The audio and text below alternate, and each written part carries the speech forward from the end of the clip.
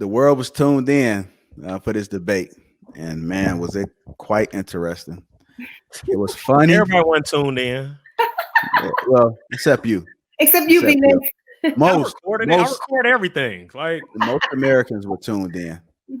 I just wanted to kind of start off by getting you guys' thoughts. Anton, like, what was your thoughts when you first tuned in to the presidential debate? My initial mindset when I first tuned in was that I think the debates is just a formality. I don't think it ever changes anything. I think that the concept of a debate is really to speak to people that may be on the fence, right? People that don't know which way that they want to go as far as who they want to vote for and, you know, who they want to identify with. But I think that now more than ever, especially with all of the technology and people being extreme on both sides, my mindset when it first started was just that this is just really speaking to whomever it is that you're already supporting. I don't think that anybody that was thinking about voting for Trump is ever in any way, shape, or form going to say, you know what, I'm about to go on the other side. And vice versa. I think that people that hate and don't vote for, you know, that is supporting the Democratic Party is ever going to say, you know what, I'm rocking with the Republicans. The only thing that I think that is really unique about it is that I don't think that anybody is really voting for Biden based off of something that he's actually doing. The question really just became, and it became more valid as the debate went on, is am I voting for Trump because I identify with Republicans, or am I voting for Biden because I don't like Trump? Nobody is actually, that I've spoken to, and again, I thought it was validated in the debate, nobody is actually trying to identify any reason why they like Biden or why they're voting for him. The whole conversation is either why I am or not voting for Trump. And so I think that was highlighted throughout and in the beginning of the debate. It had nothing to do with Biden. It had everything to do with Trump. Tawana, after watching that presidential debate, what were your thoughts? But I was initially embarrassed that, you know, Trump is president. I thought he exhibited no control. I thought that he was very repulsive in his responses. And I thought that he came into it with this mentality of, you know, I'm going to belittle and degrade this candidate. And I think that was disgusting. And I thought that it was disgusting, especially when he started to talk about Joe Biden's son. And he really just got real nasty. And I just didn't think that his comments were anybody that I would want to represent my country. And I think that what he did was he actually lost a lot of women supporters, because women are very sympathetic, especially to, you know, deaths and their children. And I think that he lost the voters when he decided to attack Joe Biden in that way. And I do think that it was disgusting that, you know, he just told us a bunch of fabricated facts about all these different things. He never, ever talked about what his plan was in his new term. And I just thought that he really, really exhibited a poor example of a leader. And I think that we as Americans probably should have looked at that as an example of what happens when we don't really vote appropriately, when we don't really put the right person in office, because he's incompetent in a lot of ways. And, you know, in a lot of the facts that he talked about were disputed and heavily disputed by a lot of different people. And they talked about how he really just tells the American people what we want to hear in the moment.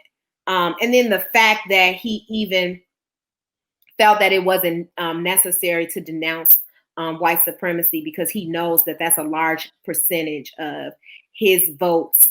And I think that he felt that, he didn't want to form an alliance with anyone else, because he knows that he would lose a large percentage of his votes if he was to say anything publicly about those individuals. But I'm not completely convinced that he doesn't have an allegiance with those individuals and those people. So, my initial reaction to the entire debate was total disgust. I thought it wasn't really a debate. Joe Biden was, silenced a lot. Trump just really was not following the process. And he's just really an example of what happens when a dictator takes over and when someone completely feels like they don't respect democracy. And that is, to me, the worst example of a president, someone who doesn't respect democracy, someone who can't relate to all American people, not just the people he aligned with. And I was completely embarrassed for America. So that was my initial reaction. Hey, Nix, before I get to you, I'm just going to give my thoughts as far as what I thought about it when I first saw it. And I'm going to give you guys an honest perspective. I'm not really into politics. When President Obama was elected, I can't really say exactly what he did except for Obamacare. I mean, that's just how bad I am when it comes to politics. Of course, I voted for him because, he's black, he's half black, and just like the majority. This election, I've been kind of watching, trying to figure out what's going on with Biden. I've been hearing a lot of things, a lot of bad things, a lot of negative things about Biden. And of course, I've been hearing a lot of negative things about Trump. So it's kind of hard to kind of decide who to vote for. I've spoken with people that said that they're not going to vote at all. I think that's a bad idea. I think you should at least choose somebody. Then I've heard about Trump's character. Then I heard also about Biden's everything that he's done. And he's just telling the people what he wants. He's showing up to events just because he's trying to win the black vote and so forth. So being in the position of someone that's really not into politics, I asked myself, like, what do I do? I listened to this debate and it was pure comedy. I felt that the person that was in control had no control. I felt like Trump was funny. I felt like Biden didn't really have a voice. I felt like the things that he did say, he wasn't really making any good points. He was talking. Yeah, he looked into the camera, but what was he really saying when he looked into that camera? So I can't really say that Biden won me over. Not saying that I'm going to vote for Trump, but somebody in this position, I think that we really have to go back and do our research and try to figure out what has Biden done, what has Trump done. I got another question that I'm gonna ask later, which is gonna probably open up some discussions from you guys. But that was my immediate thought coming after I watched that. It's like, what now? What do I do? B Nix, when you first revisited that election, how did it make you feel? What were your thoughts? I felt the exact same way I felt about both candidates before I watched it. Like, it didn't move me. And I think it was kind of to the point, a little bit what Anton was mentioning, like, based on just almost like you think about consumerism, like people buy a certain thing based on just data. And the thing is, you look at, like, people are Republicans. Usually, I think I always personally look at it that it's usually 40-40. You got 40% of the people that's going to vote Republican, 40% that's going to vote Democrat, and then it's the middle. It's that 20%. And when we always talk about the swing vote and things like that, it's those independents, or those people that are still undecided, or those people that have historically never voted. Those are the people that I think that, politicians try to target. And that's who they're speaking to. I mean, it's almost like both candidates, they speak to their audience. For me, I mean, I didn't watch it. I mean, I watched it, but I didn't watch it live. Like, if anything, I was catching up on what Lovecraft Country or whatever, because I recorded that too, because it wasn't really a thing for me. I watched it the next day, and was I moved by it? No, I wasn't. And I think, if anything, this kind of puts the country on notice about just like, is this even the proper format? You know, again, we hold on to these traditional forms of communication of how to connect with our voters. Is this even it? You know, so we'll see come I think what next week with the vice presidents with their forum. But I think it's really just it's entertainment. I think nobody took anything away from it, and it's kind of hard to even give a stance of what either of them represent, because I truly don't think they know. I think they're more so still, you know, Biden, if anything, he was still kind of late to the race. Like, as far as being president, I didn't really align with his kind of core values and his stance even when he entered the race. I never did with Trump. Neither of them was my candidates, even like from, you know, the previous election when Trump first got elected, he was not my candidate. So I think people do get frustrated when they feel like, oh, the person I didn't vote for, so it's not there, so I'm not going to vote at all. That's also not the answer either. But also, I think that, you know, shame on us, I think, for thinking that true leadership and influence is vertical.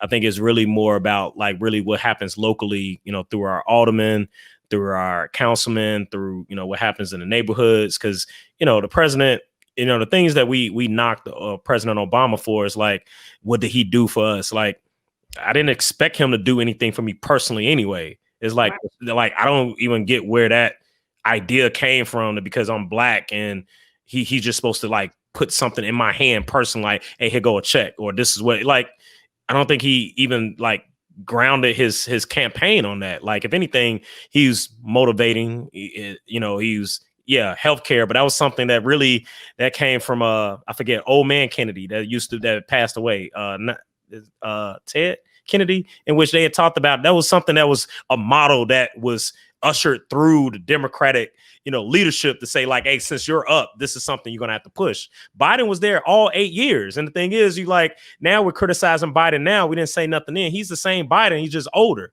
We got two old men. And the thing is, it shows a level of privilege that we feel that these two old men, I mean, Biden looks old, but Trump is over 70 years old himself. So it's like, you know, these are the leaders of the free world. These are the commanders in chief. Somebody that we always say, like, are they physically fit to lead? Like, neither of them are, you know? So the thing is, I think that it depends on what was the purpose of. People need to ask, why did I watch this? Why did I want to watch the debate? Is it something I just traditionally do? If it is, then you were probably disappointed because this was a trash debate. Was this something I was wanting to learn more about their agenda? It was a trash debate, so you didn't learn anything. Hey, I've never voted. I just want to hear, I want to be in this space to learn about just politics. It was not that. So every audience, I think that you could spell out, they did not take anything away except for the fact that, you know what? They are who they are. Trump has behaved the same way the whole 4 years and even prior to during the campaign. Yeah. Biden, now, you know, we talk about Biden with pandering and things like that, but it's like, are we surprised? Like, he's just saying the right thing. It's almost one of those lesser of two evils. So, I mean, for me, my personal, you know, passion is if we are talking about healthcare, and not healthcare as far as just the physical aspect, but we talking about healthcare for all, inclusive of both mental health and physical illnesses. They're not talking about that. You know, are they talking about true social justice on what could be done locally in neighborhoods and what type of resource? No, they're not talking about that. So it's like they're not speaking to me. And I'm not saying that my passions has to be for all, but, you know, I hate to say it, like, it's a slate. These are the people that the machine put forth. And one thing just to kind of go on another level is like, we also kind of go back to less than, right? We treat people less than if they don't align themselves with being Republican or Democrat. You know, if you're independent, you're still kind of viewed as less than. It has been elevated recently over the past few years, but you're still treated as less than. You know, what they tried to merge with the Green Party, that dispersed. If you're a socialist, oh no, we can't do that. But the thing is, it's like our society forces you to pick two camps. And if you don't pick the two camps, then, you know, you're kind of on this island. So I admit, I'm not I'm not a passionate person about politics. It's not my thing. I just know what I like to foresee and how it could possibly have influence. But I didn't take anything away from the debate. It was just another show to watch that I recorded that I was kind of disappointed. That's all. Nick, I appreciate what you said. And like a lot of Americans, there are some that are familiar with politics, and then there are some like us, like you and I believe Tawana as well, is not familiar with politics. But let's just focus on Biden right now, because most of the Democrats are in support of Biden. I want to acknowledge this comment that was in our Facebook group. We have a loyal family she's within the Lapeef family, Janelle, and she posted this comment and said that, show you guys right now. Biden lied a lot. Biden has lied a lot, and I'm not really. I'm gonna get to you 1 second. Okay. And I know that Anton said that he was going to address that. Anton is a little bit more into politics than we are. I've heard some of his views. And Anton, do you know what Biden lied about? Well, the first thing that he lied about, and we're not even going to talk about in general, but just in a debate. First, the first thing he tried to push through was a white lie, right? So he tried to, when Trump addressed his son, and he knew which son that Trump was addressing, the son that was actually entangled with the mayor in Moscow and is receiving millions of dollars as a result of the business that he's doing over there. He tried to address that by saying, no, my son is a patriot and this and that and so on and so forth. And then Trump called him out on it. And he was like, wait a minute, your son is not a patriot. Like, he's unemployed, and you know what I'm saying, and so on and so forth. And he was like, and he called him out, and he was like, oh, I'm talking about my other son. You know what I'm saying? And so there was a lot of things that was happening throughout the debate. Like another lie that he was talking about, he was trying to act like or address that he did not push, or he was not an advocate for the Green New Deal, right? That would literally cost hundreds of trillions of dollars and kill businesses as it relates to, building new infrastructure and all of this other type of stuff that would literally bankrupt America. He was also trying to act like, he had a law enforcement agency that actually supported him, which is another thing that was absolutely untrue. And he called him out on it. And he said, okay, so which one? And then he side-skirted the question. He also started lying about, I could just go on and on, but he also started tackling and lying about the fact that, about the whole defund the police thing. And then when he finally got called out about it, he had to admit that, okay, you know what, I don't actually want to defund the police. You see what I'm saying? He lied about the fact that Antifa, which is literally a terrorist organization, plays a huge role in actually hijacking the whole Black Lives Movement protests by coming in and rioting and looting, and then having the Black Lives Matter organization take responsibility for it. They actually have been caught trying to light forest fires out in California. And so, he didn't want to denounce that organization also, but then the whole highlight became, well, Trump didn't denounce white supremacy. So which one is it? You know what I'm saying? Like, yeah. you can't have your cake and eat it too. I get that. You said what? I said I get that. I get that. And the thing is, like, it's other things too, even with the tariffs and stuff, where, the Asian tariffs was saying that, like, hey, it went up. Actually, it did go down. But he was talking about from a few years back in which it was high when Trump was in office. But, the thing is, like, even this is, and me being a novice person too, just kind of like the whole election process, like, I don't even care about those particular items. And the thing is like, I know it has other impacts, but the thing is like, that's why people feel disconnected, because they're talking to a group of people in which it doesn't have a direct correlation. And that's the thing where I know that it does, but it doesn't. Okay, so here's the difference. And this is one of the reasons This is one of the Like, reasons. the thing is about his son, right? His son, that part. It was like, that's the part that was upsetting, where it's like, I get the fact that, for one, why are we even talking about this in that particular debate? So the thing is, Trump was wrong for bringing it up. Biden was wrong on how he handled it. It made both of them look bad. That was the part that was. What did Biden do wrong? I can tell you why. The reason why did Biden do what did he do wrong? Because Democrats for the last 4 years have tried to pin and align Trump with Russia. When you actually have your very own son benefiting from and making millions of dollars from the mayor of Moscow. So which is not true. Okay. Like I said, the whole point is fact checked. It's not true. Look it up. The whole point that I'm making, his son is doing business in Russia. That's a fact. But the fact check, what Trump tried to present was not true. You're missing the point. Okay, so here's the thing. 95% of what Trump presented was false. And 65% of what Biden presented was true. And so therefore you see the difference and you can just look at fact check. But you're missing the whole point is that the whole question that JR asked was to speak about Biden. And that's the whole point. What's Biden? Is that people have an inability to hold him accountable for the things that he said. And what they do is they try to validate their position by saying, okay, but Trump did this, Trump did that. We can't even put forth one policy that Biden is saying or advocating for that actually benefits people at all. His whole campaign.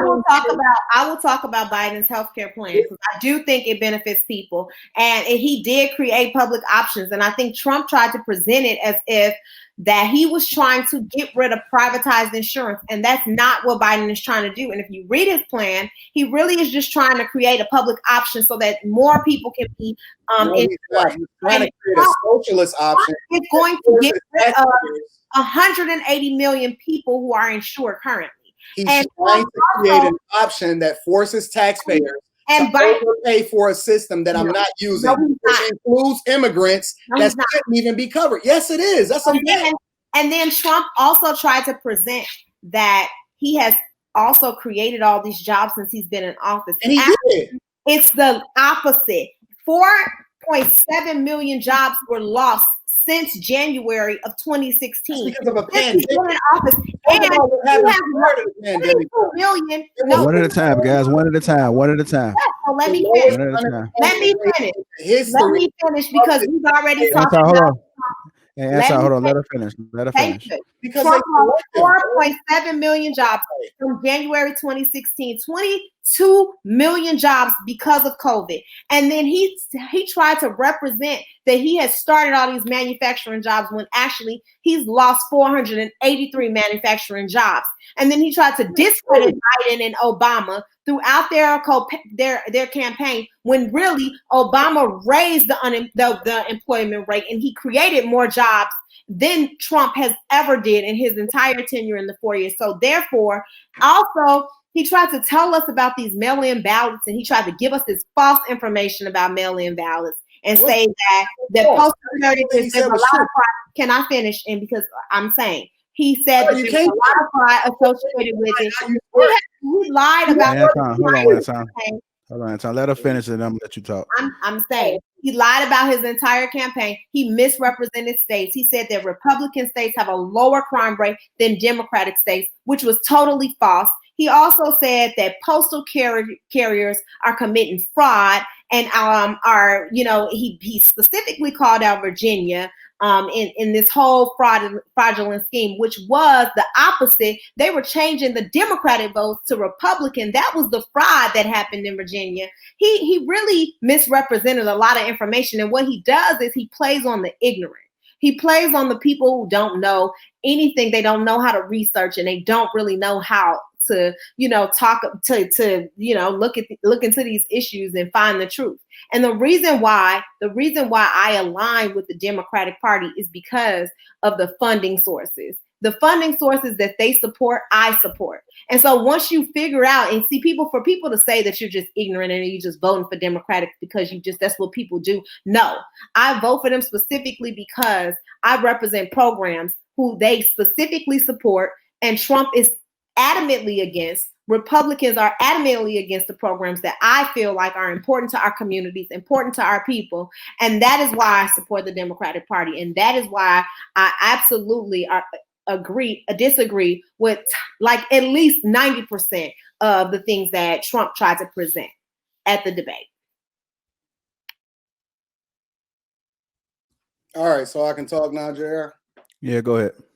All right, you know what's so ironic about it is that, you can already tell that Tawana is absolutely slanted, because the thing that I like to do is I acknowledge the good and the bad on both sides.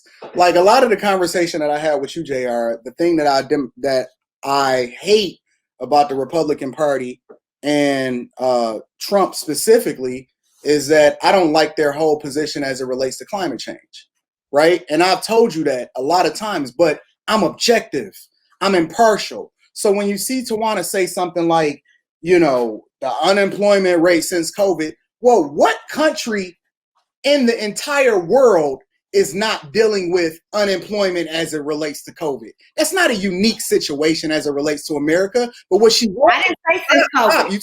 You told me to not talk while you was talking. But don't misquote me. Hold on, Tawana. Let him talk.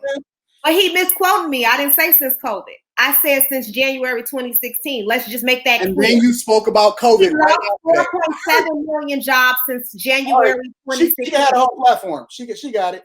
Hold on, Tawana. Give him a second, Tawana. Let him go ahead. But what she won't also state was that the lowest Black unemployment rate in the history of America happened before COVID. In the history of the entire country in its existence. I don't validate that. She can't help it because she emotional, fam. And when you start talking facts, I'm talking about facts. How am I emotional? You start breaking down all of this unobjective. Hold on, Tawana. Let him finish. To all of this stuff that she's spewing, it's just talking points that aligns with the Democratic Party. She won't also be objective, because I'm objective. I could say what's wrong with both. She won't also be objective in saying that Biden has been in office for 47 years, and the only thing she can speak of is something as it relates to healthcare. 47 years, but he spent the 90s, the overwhelming majority, the time that he was most significant, right? More creating laws that help lock up more Black people than any other person in history. And Kamala Harris trumpeted it, right? She supported it, and she benefited it off of it also as a prosecutor over in California.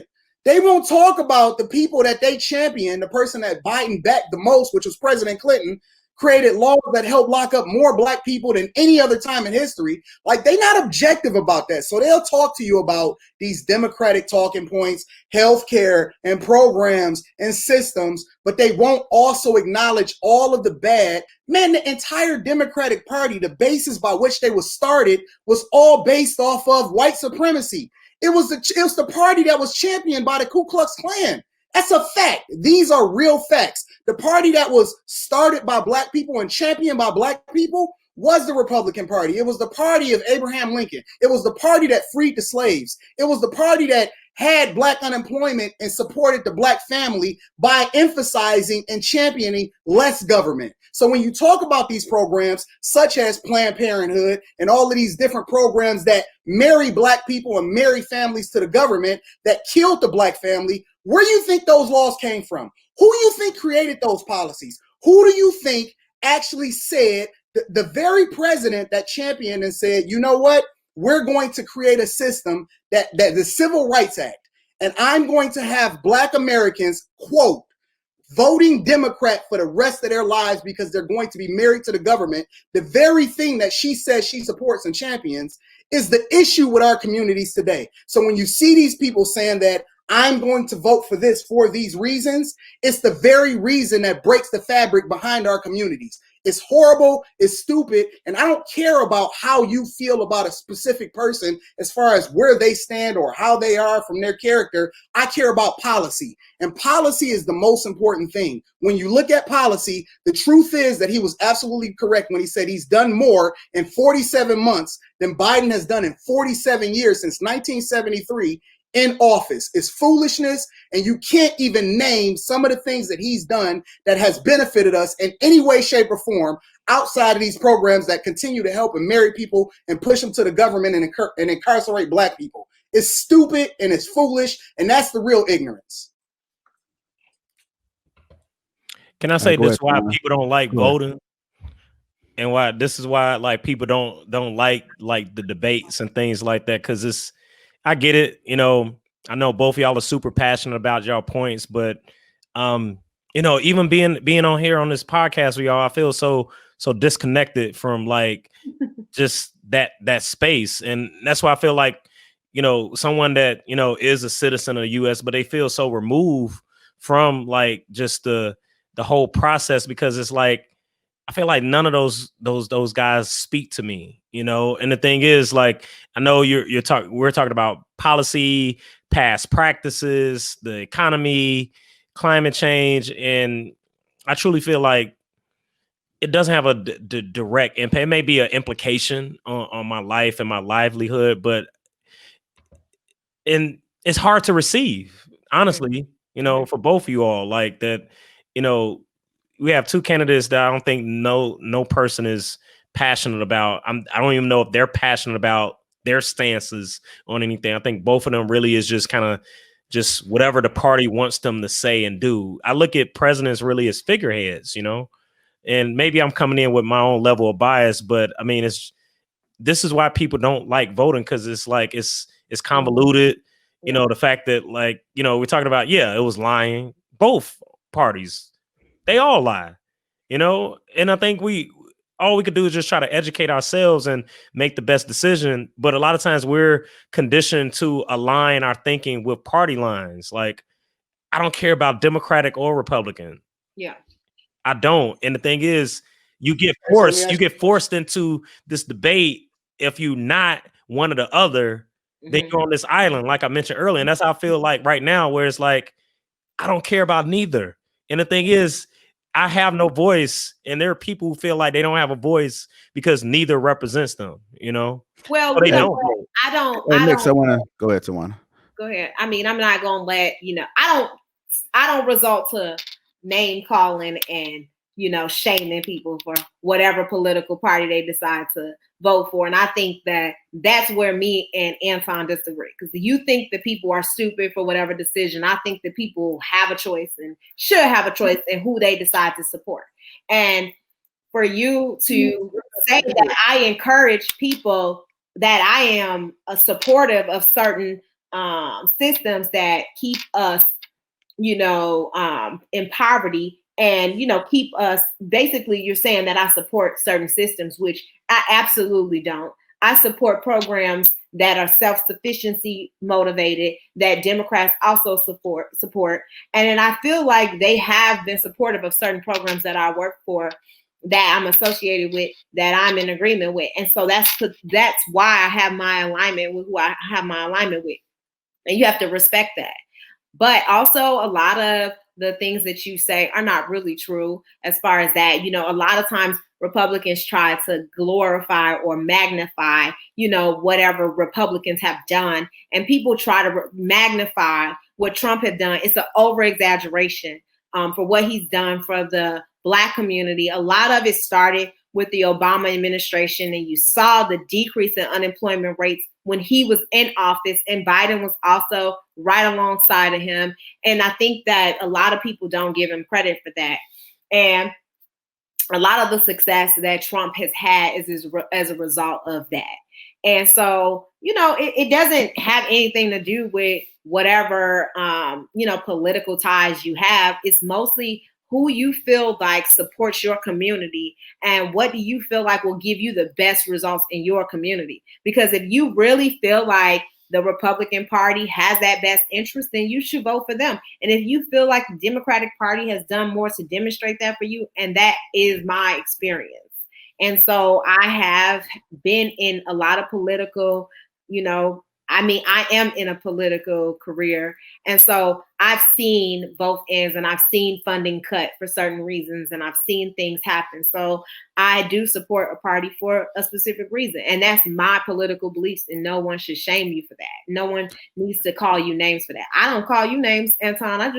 That's your perspective, and it's fine. What name did I call you? Hold on, Anton. Hold on. I'm gonna ask all these other names. Yeah. Like, you don't really have I want to ask B Nix and Tawana this question.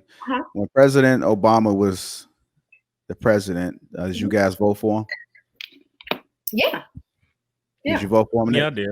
Okay. So I just want to ask this question. Yeah. What did President Obama do specifically for the Black community? For me, I think besides just inspiring hope, I think his campaign was grounded on like just the healthcare and education. You know, that speaks to me. I am about education, and I think the aspect of healthcare, if anything, I don't think that we're doing enough. Right. Because the thing is, like, you know, we are not inclusive when we talk about healthcare, about mental health care. So the thing is, I feel like we're getting there, but we're still missing a large sum of you know, citizens on how we could be very intentional and really just calling it out. Because we could say like, oh yeah, your insurance is still covered, but we need to call it out. So I think for me, those are the things that I align with. So I felt that like that was one of the reasons I did vote for Obama. And I think his approach, I think it's a human piece that we're missing in between the two candidates for Biden and Trump, that there's a lack of humanism, that how we're able to understand people and relate to people and not treat us as if we're a vote. The thing is, I truly feel that like specifically Black people, we're viewed as a tool during these situations, that we just want to say whatever we can to kind of secure their vote, to make them feel good. But the thing is, it's like we're a pawn in all of this. And that's the part where it becomes this aspect of being misled, not really being cared about, not being thoughtful.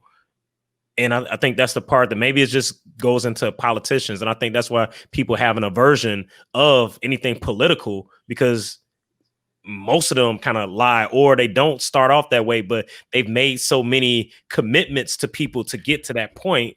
They gotta, you know, go back to make good with who they made promises with. And that's just the reality of it. But I did vote for Obama. But I mean, you know, we could say, yeah, because he's Black. But I think for me, I'm still learning it as well. Like, you know, as an adult, I've only been an adult since George W. Barack, then now Trump. So there's 3 administrations. But the thing is, I've still have to learn and gather what is my stance and what are my values. What is something that aligns with me with each candidate? I mean, I like Bernie, but the thing is, guess what? The party didn't like Bernie. So guess what? 2 times in a row, Bernie didn't get the nomination. So it's like, I think we all had like, it's almost like back in the day when folks loved Ross Perot, because he was kind of like anti-establishment or anti-system, because he did kind of speak to kind of more innovative approaches, and really something that's not that different from what Trump is saying as far as the innovation. But the thing is like, I think it's still the lines are drawn along between the two parties that you almost have to pick a camp. To add to that, I think, okay, you asked both of us, what did Obama ask? Well, I'm gonna come to you, but let me. Okay. Hold on 1 second. Let me address this. I don't have a stance as far as Republican or Democrat. I'm just speaking from me just listening to them and understanding like what it is that they've done, like who would be better. I'm just looking at the overall big picture of it. The question that I asked B Nix, and I want you to think about it because I'm coming to you next, Tawana, was what did President Obama specifically do for the Black people? And correct me if I'm wrong, B Nix, I didn't hear you answer that question in particular. He absolutely did. What did he specifically do for the Black people? Because on this platform, I'm trying to get people to think outside of the box. I'm trying to get them to think over the overall and to think outside of this box that we discussed earlier. A lot of people think they just stay in this box. They don't think, because we got to start thinking if we want to vote the right people in. What is it that he specifically did? Because people just voted for me because he was Black. and they said that he was going to do That's not so much. everybody didn't do that. Cause even I didn't say everybody, but like most people was voting for, most blacks were voting for him because he was black. So my question is, now that we voted him in at the time, what is it that he did specifically for the black people? Can we identify I guess you could he say with did? the Affordable Health Care Act, I work with people that, guess what? They are part-time employees and they had no health care and they couldn't afford it. So the thing is, they couldn't get access to Blue Cross Blue Shield. The thing is, they still got to pay some, but the thing is, they went from having no health care to now having access and opportunity to a health care provider. Because in most cases, they wasn't able to even have a conversation with Blue Cross for it to be an affordable conversation to say like, hey, can I get some form of health care as a part-time employee, which speaks to our system. Our system caters to full-time employees, which is a privilege to be full-time.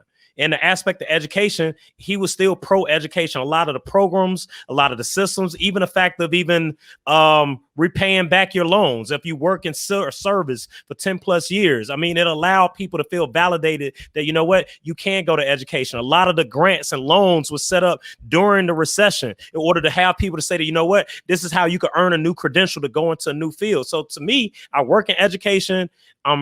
Aspect of equity, when we really think about the aspect of healthcare, that is not just for those that can afford it. So those are really my hallmarks, and that's what Obama supported. But to your question, did it support black people? I'm not expecting none of those presidents to actually do something specific to me because I'm black. And the thing is, I still don't understand where that comes from. They're like, now all of a sudden, because I got somebody all like, what are they doing for me as a black person? The thing is, the education and healthcare, it did impact blacks, but guess what? It impacted Latinx, it impacted poor white people. So the thing is, like, if you scaffold it from that lens, he did support black people. Did he call it out and directly say like, hey, guess what? Black people, this grant is just for black people only. I don't expect no president in that space to be able to say one particular thing they could do for black people, because they cannot. That's why I think that really goes back to local support, leadership, and government, because at that top of the food chain, you can't, because if you do it for one, you got to do it for all. And that's the part where I feel that people get in trouble. That's why even with the Biden thing, the thing is, was saying like, oh, I'm going to get a woman, a black woman to be vice president. It's like, are you truly doing that because like you see value in Kamala Harris? Or the fact is like, this is another way to use black people as a pawn to say like, hey, but the thing is, you know what? Republicans do that too. They did it with Sarah Palin to secure the women's vote. So the thing is, both sides do this pandering, this back and forth. So the thing is, it's the optics of it. The thing is, as far as how I feel as a citizen, I don't feel supported. And the thing is, neither party does anything to try to mitigate that feeling. If anything, it's more overt now than before. All right, Tawana, the floor is yours now. You said that you heard B. Nick say that there was some things that President Obama did for black people. Yeah. So I want you to address that, and as well as if you know anything that he's done for the black folks. Yeah, I mean, I can speak specifically to a lot of different issues. I mean, he was responsible for Pell Grants that went specifically to HBCUs. And if you look at, during his tenure, he was supportive, and it was an increase in Pell Grants to HBCUs. So that was specifically to, African Americans. He launched a social program that I completely support called My Brother's Keepers. And it was a program that specifically targeted Black youth in communities. And there was, over 250 of these programs in like all 50 states. And it was really just completely dedicated to the advancement of African American, young guys, young community members. Look it up. He did a lot of things for women of color. He supported a lot of social programs that's regarding that.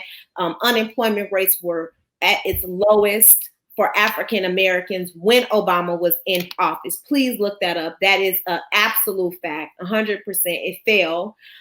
He created a lot of manufacturing positions, and those positions have a disproportionately larger number of African American people in those positions. And he created over 400,000 jobs when he was in office.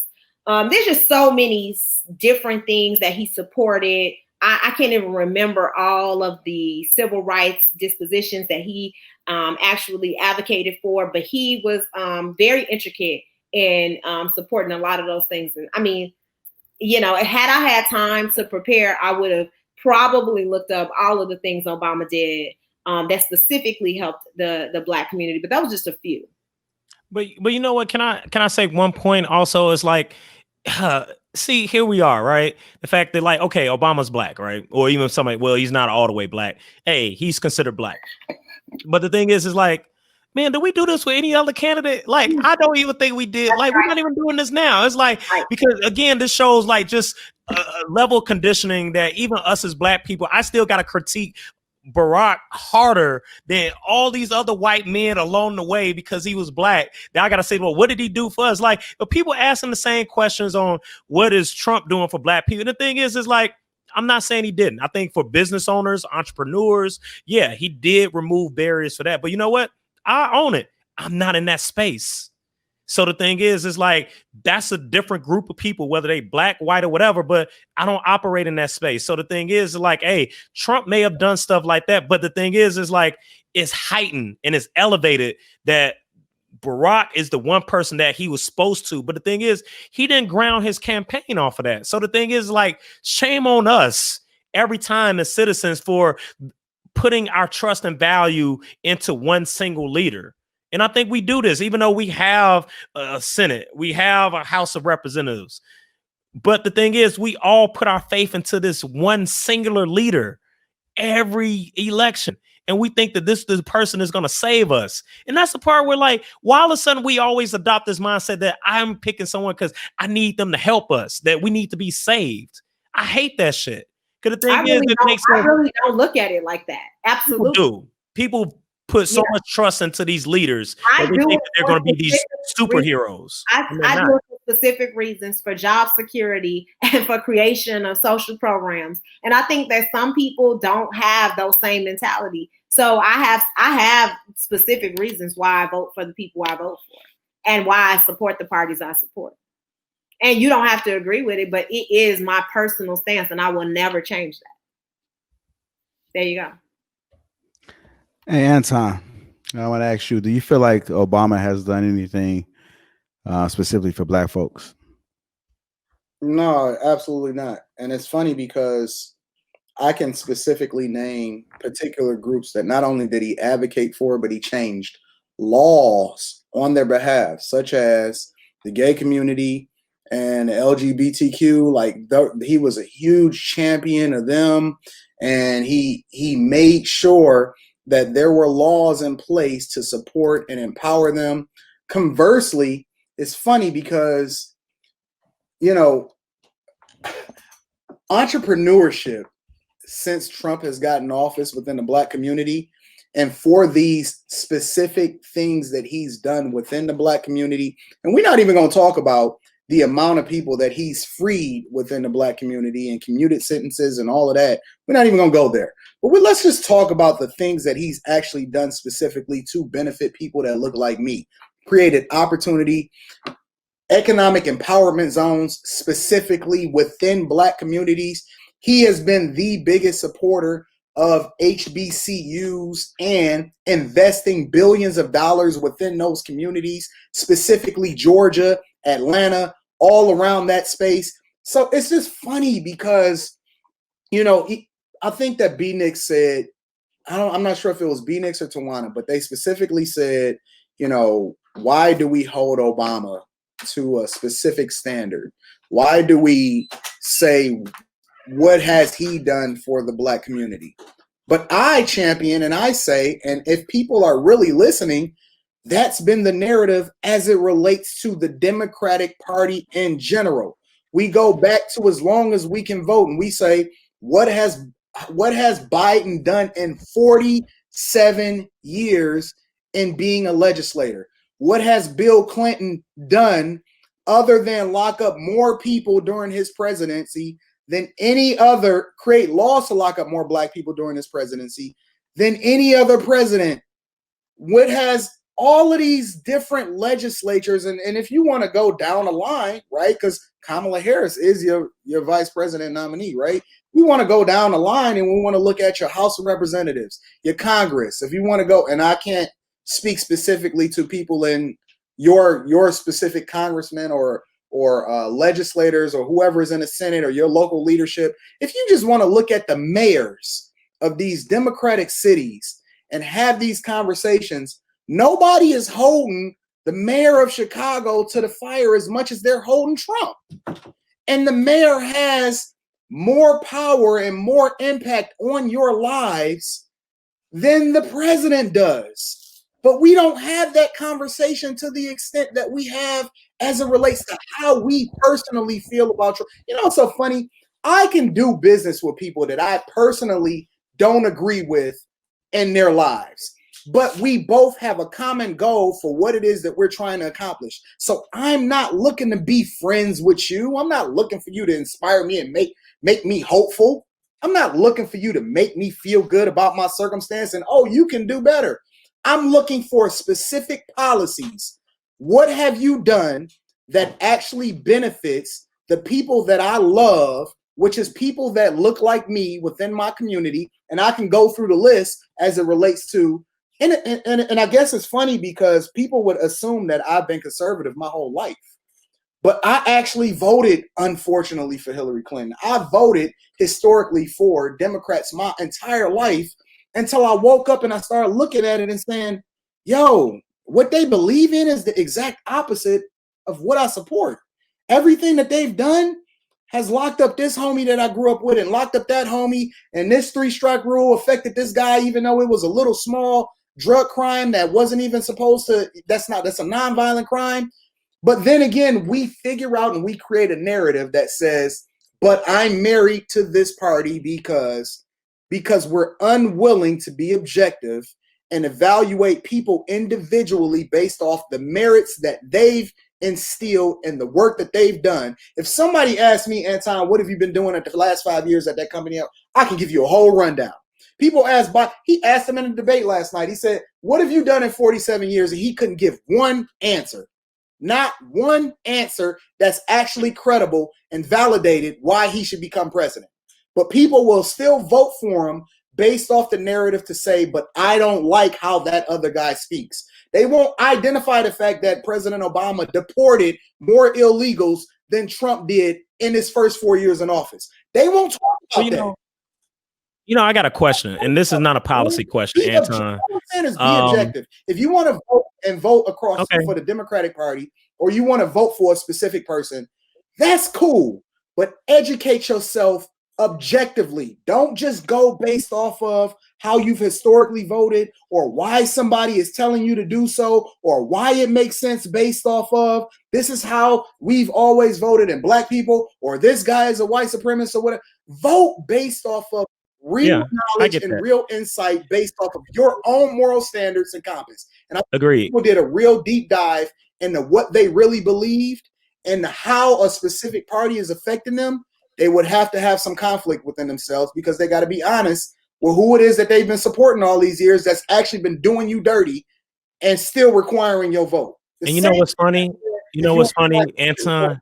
And people just overlooked that like it wasn't a big deal. You know what's funny, Anton? I was going to actually go with what you just said, like about the conflict. And I wanted to pose it like really to the group. Because the thing is, like, we all know that, like, there is a Black Republicans that exist. There's local chapters of it and everything. But, I think specifically with Trump, I feel like, and I might be wrong, but I guess, is there a conflict amongst Black folks of openly and honestly stating that they support Trump? Why is there a conflict, and if so, why? Generally speaking, not you personally, but generally speaking. I think that there has been a conflict, but I think that we are starting to become more empowered because we're starting to care less about what other people think about us. I think that once we realize, first we were conflicted because we know that anytime we have the conversation, we're going to automatically be ostracized because we may have an opinion, right? Well, why do you think that to that point of being ostracized, why do you think that exists? Because we have historically always treated people that look like us, that feel differently than us, worse than people that feel differently than us that don't look like us. And like I'll give you an example. I'll give you a perfect example. When I said, you know what, I'm starting to question why I've been voting Democrat my entire life. Like, I was called a rebel. I was called the worst of everything. And it's automatically because, like, people, it's like a gang culture, man. It's a mob mentality. Mm-hmm. The expectation is not based off a conversation. The expectation is you do this because you Black. It's the reason why Biden felt comfortable saying that statement to Charlemagne that you ain't Black if you ain't voting for me. Expectation that you owe me your vote because of what you look like, because it's a mob mentality. We usually do things based off of groupthink and not based off of individual perspective of our own research. So conversation is not encouraged. It's always a mob mentality. And if you see anybody, the only reason why we start coming out more in force now is because like we was getting talked about anyway. Well, I think it's a sticking point more now, and maybe, like you said, maybe it's a combination of things. Because I mean, there are people that voted for George W. Bush that was Black, you know what I mean, which is fine. But yeah, to that point, I got like family that did, but they told me like years later and stuff. But the thing is, Bush still representing something different necessarily compared to what Trump is doing. I'm not saying they're synonymous with the two, even though they were both Republicans, but I feel like it hits different with being Black and saying that you're Republican, because then that means I support Trump. And I feel like that's an internal conflict. I feel Black folks, or maybe like you said, Anton, maybe they're now dispelling the myths of that, saying like, yeah, I did vote for Trump. But I do feel it does hit different if you hear it come out of a Black person mouth to say, you know what, I'm voting for Trump this November. I haven't heard that widely or loudly. It's big. It's a whole movement. Maybe I'm not in those circles. So maybe it is happening. I have, and I'm, of course I'm on the right wing or whatever, the left wing. So I've heard a lot of African Americans who support Trump, and they support him for the very reasons that Anton support them, and they don't believe he's racist, and they don't believe that they believe that he's done more for the Black community than some of our other presidents, and I do understand why they feel that way, because the prison reform and his whole advertised process of him, releasing convicted felons, and he showed that publicly, and he's supportive of it, and he partnered with Kim Kardashian, and they did all these things. And I mean, Kim Kardashian is what? She's kind of famous, and so she's a social media kind of guru, and he partnered with her to just kind of promote this whole idea and give people this perception that he's supportive of, releasing, Black people. Well, almost that's a concept right there.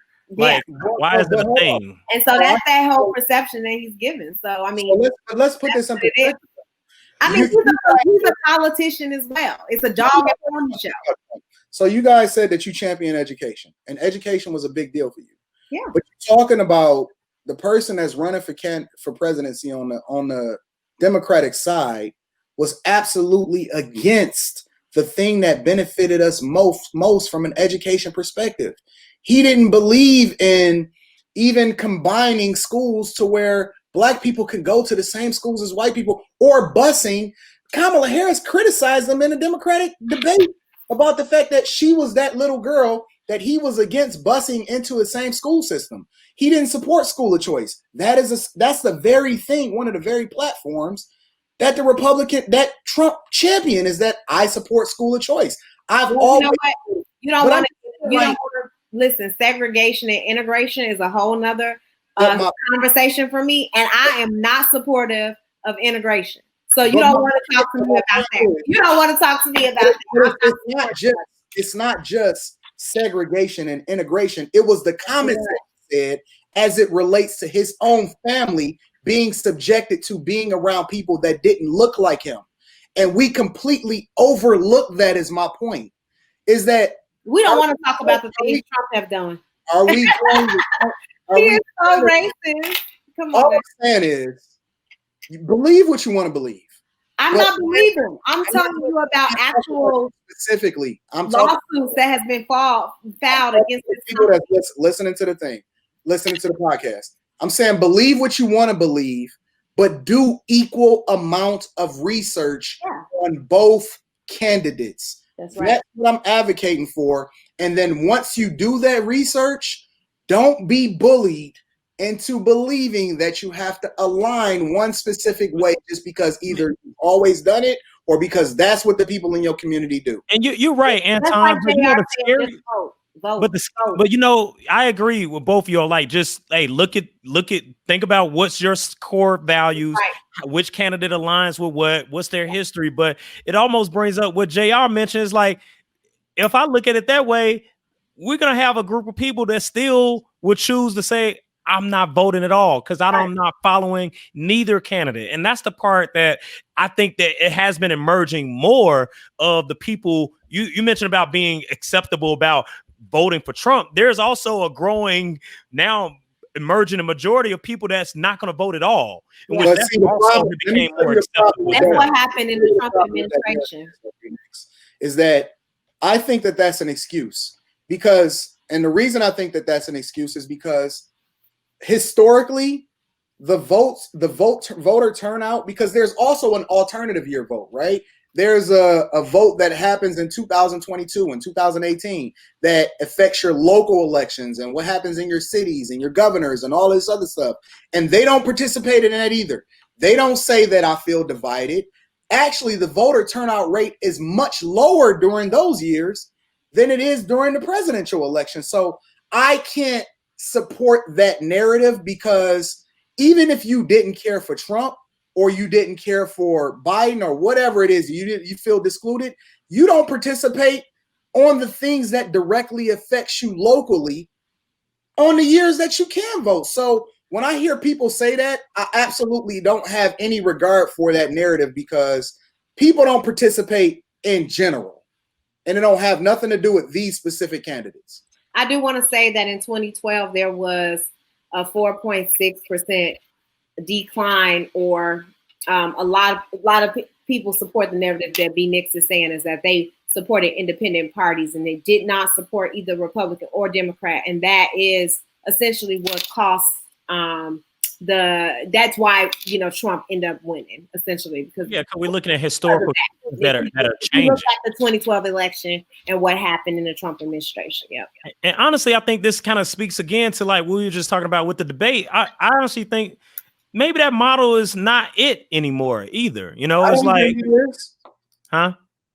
I said I agree. I don't think that model is it is either. Right, because they don't tell us anything substantial, So I mean, all this was necessary, even like how trash it was. But it does. I mean, Trump has gotten people attention for good and bad reasons. So I feel people are more engaged, and the fact there is more information out there. So to Anton's point, you almost at the same time can't give an excuse because nowadays it's so much intel on people. Yeah.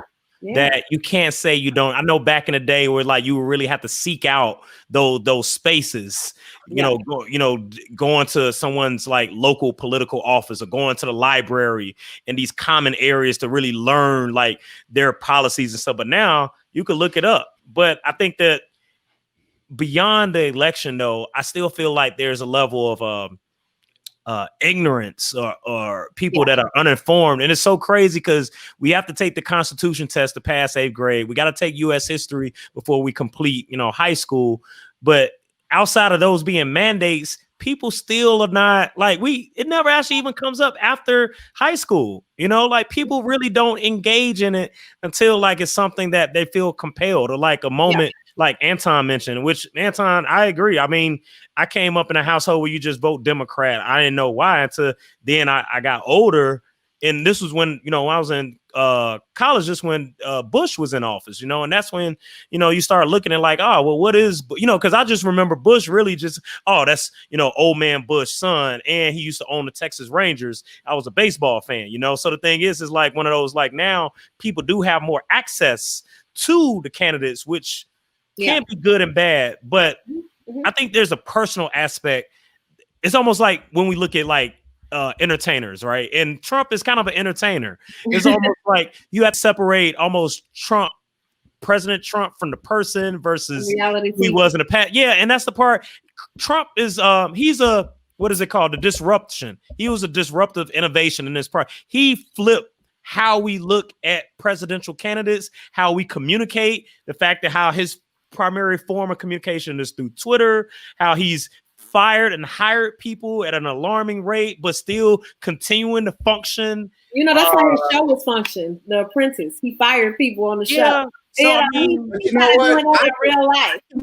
That's the part that's made people feel uneasy also about Trump, because he's disrupted a lot of things that in the space of politics is a hierarchy. It's a historical aspect of the country that really has always been the same. Yeah. Well, until now. The reason why I can respect Tawana, even though we have these debates and we have these disagreements, and she's completely on a different side of the aisle as it relates to this presidential election, is because she actually has reasons, valid reasons, based off of her research that informs her decision.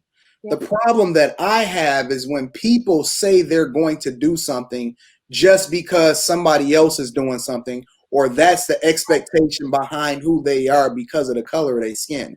That's the problem that I have. I'm not saying people should align with me. I'm not saying that you should align with Tawana. All I'm advocating for is for people to do their own research and step outside of, and I'm not even saying that like research, whatever, but do it based off of your own principles. Don't do it because, well, my daddy told me I did when I was coming up, but I'm a grown man now and I'm 40 and I don't have the ability to make it. Absolutely. Absolutely. That's so many people's stories. So that's the part where I feel like going back to just local government, or even not even government. We're dependent on government to educate us. There has to be more spaces in order to educate folks, because we got people that's not even in the school setting that truly are uninformed. And that's the part where I'm not saying that's the job of the president to do that during campaigning, but at some point we gotta break down these silos that we know exist. There are people that don't vote just because they don't know how to vote or how to look at it. So it's like, I don't want to be bothered, so I just don't do it at all. That's how some people do it. Yeah. I believe that Anton kind of conclude his point, and he can add to it if he would like. But basically, there's like three types of people: people voting for Trump just to get him out, people are voting Democrat or Republicans, or people are not voting at all because of character. Right. So, we're going to conclude this episode, and I want to get you guys final thoughts. Based off those three types of people that are voting, what advice would you give somebody right now? Tawana, final thoughts. Like, what advice would you give somebody? I think that primarily what you do when you vote is you look at what's important to you, what's key to you. And if community is important to you, and if that's what you value, then you look at the political party who supports those programs and those types of social settings that you support. And I think that when you investigate, you'll find out who supports those, who gives money to those programs, and that is who I align myself with, and that's who you should align yourself with. And it's all about research, and it's all about making sure that you are supporting. It's not just the president. You have judges, you have other senators, and you have all these different people that you're voting for that you really need to be informed about their political views and how they look at things. So don't just look at it like, oh, I'm supporting this president or I'm voting for the president. Like, you really need to think about all of the people who are in this election, and it affects your community directly. Me next. Again, we have people that voting for Trump just to try to get him out. We got people that's voting Democrat or Republicans strictly off just that. And we also have people that are not voting at all because of the character between the two candidates. If you could give somebody some advice right now that's kind of stuck, what advice would you give them? I almost want to say they really need to look within on what is your stance. it's kind of hard to say that I align with a particular candidate when you don't really know where you fit in this, you know. So I think that exploration really has to come from within on what are the topics that you're passionate about? What are the areas on, you know, when we think about just us being citizens in our own area, like what is impactful to you? What would you like to see? And then once you kind of identify the things that you are passionate about that you would like to see, that either to maintain or to innovate and create, then you go back and match that up with the candidate that you feel you're not going to find a perfect candidate. It's just not possible, but at least the one that you feel really kind of speaks to you. And that's the part where I feel like, and maybe I'm speaking to my circle, but folks are lost as to, well, what is your stance, you know? And I don't know if people know. And it's kind of, I think it's an uncomfortable conversation for folks to have as adults, to say they truly don't know what they're passionate about as it relates to their existence in our society. Where do they fit? And I think that's also part of the issue, where they may have historically felt that they never fit. They feel, you know, invisible. So I think that really kind of, you know, goes back to just finding what are your core stance, what things you align with, and finding a candidate that aligns with that. But you gotta educate yourself. Anton, final thoughts. My biggest thing that I would say to people is, you know, don't be afraid to start thinking for yourself. Like if you have an instinct or an inkling in which, you know, you felt like you were being led, something rubbed you the wrong way, or somebody is saying something that may not make sense, you don't have to subject yourself to it just because you're their friend. Like friends encourage each other to be better. We bounce ideas off of each other so that we can learn from each other and become greater as a result of it. Friends challenge each other. Friends want each other to become better, and they become better as a result of embracing each other's differences. Me learning what I've learned my entire life comes from, you know, me traveling so much and talking to people that look nothing like me. My whole life's experience has been basically encapsulated in this space where I allow myself to be open to the possibility that I am wrong. You know what I'm saying? And so being wrong or being right has nothing to do with how you need to move. It's all subjective. It's about being humble enough to actually embrace the possibility that you can think differently. You can move in a different direction than you have moved in the past. You can grow, but all of that is based off of two things. It's based off of courage, and it's based off of being open to the possibility that you can evolve into something different. You have to have courage to be able to think for yourself, do your own research, and don't just do something based off of what somebody else told you to do or think. That's the whole idea and the premise behind being an adult, is that you have the power to empower yourself to be a better version of you as a result of your own insight, exploration, and the possibility that you can learn something new. I'm open to the possibility that I'm wrong tonight. I'm going to go and I'm going to watch this broadcast, and I'm going to check myself, and I'm going to evaluate whether or not my positions make sense based off of my humility and my ability to be able to think for myself. Do your own research. Don't make excuses why you can't be involved. Even if you decide that you're not going to participate during this election, why aren't you participating in your local elections? Why aren't you evaluating who your congressmen and your House of Representatives are, and your Senate members and your mayors and your governors? We seen in 2020 that these people have the direct ability to determine whether or not we can even go outside. Whether you can even go outside. We learned that in 2020. They have the power to evaluate whether or not you can do that. You need to participate. You need to get involved. You need to get some insight into who you're voting for. Even if it's not on a presidential level, participate on the local level. There's things on the ballot that evaluate whether or not your school is going to get the funding that it's supposed to have. There's millages that's passed that affects your property taxes, that evaluate whether or not your kids are going to get a certain amount of money. Participate in your census. That determines how much federal money goes into your local government so that your city can prosper and be able to build infrastructure that enables people to get back and forth to work that don't have cars, public transportation options. All of these things affect your daily life, and you acting like you just an accident waiting to happen. Stop letting people determine your future for you. Participate, get informed, and don't be afraid to explore for yourself. That's what I would tell people today.